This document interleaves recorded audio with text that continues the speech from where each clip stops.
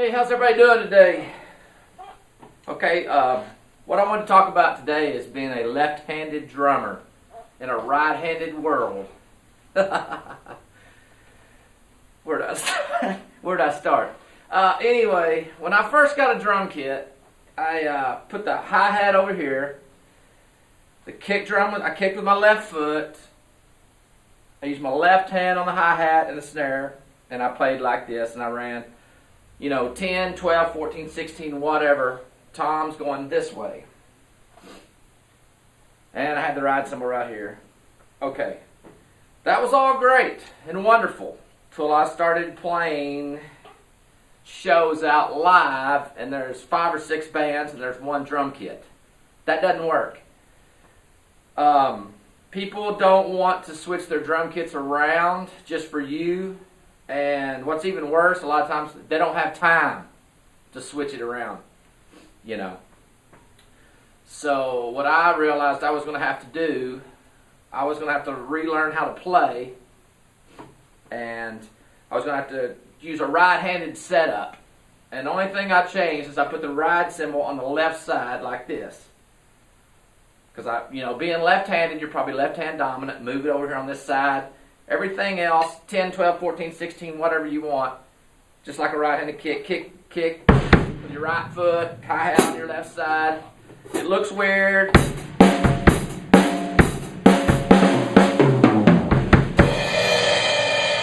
around, but that's what you're going to have to do because there's just not enough time. Especially when you go to concerts. I mean, sometimes there are 4 or 5 drum risers with wheels, and one guy plays and they wheel the next one in. That's not very common, especially in country music. There's usually one drum kit, 2 or 3 bands, or at least 2 bands. And you're the opening guy, because you're not going to start out being the headliner probably. And you're going to run into that guy, and he's going to go, "Hey man, you can play on my kit, but don't move anything." And I mean, when he means don't move anything, don't even adjust the seat. Even if he's 5'8" and I'm 6'2", don't move his drum throne up or down. Sit with your knees in your chin and play. And he's got things taped, memory locked, JB welded, tape all over the floor where everything goes. You're not moving anything.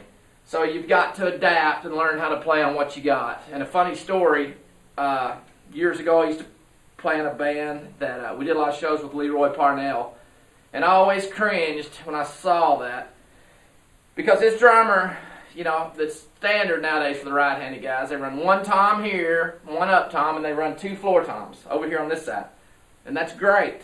But he would run his floor toms this far out to the side, so I'd be sitting there playing, going, I had to get all the way from here to here just to hit the floor tom.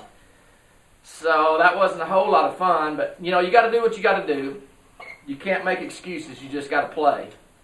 So I recommend if you're a left-handed drummer, learn to play a right-handed kit. It's going to save you a lot of hassle. It's going to save everybody else time.